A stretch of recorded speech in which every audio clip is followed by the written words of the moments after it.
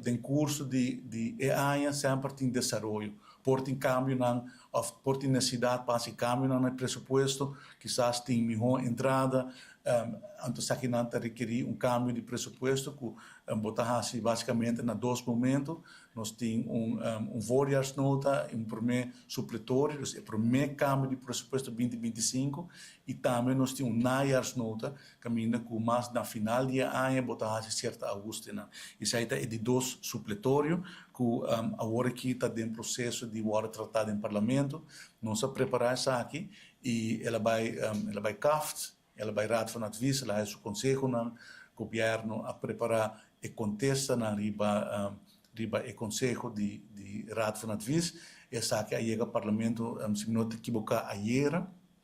E membro do parlamento a até com outro cima para fazer pergunta do governo riba de dois supletórios e depois do processo o governo de Aruba ministério contestar a pergunta de parlamentário não para assim por entregar o que nós chama nota na análise van verslag que está assim lei ora clapa ora tratado em parlamento com nosso premiráculo suceder na final de novembro princípio de dezembro e depois do por trata também o pressuposto 2026 que já está passando em processo aqui. Então coisa aqui nós está cumprir a maneira de mencionar cultura e obrigação legal de manejo financeiro local e também de supervisão me querer está bom para a comunidade, sabe? É trabalho extensivo que agora ha sido de diferentes departamentos, não?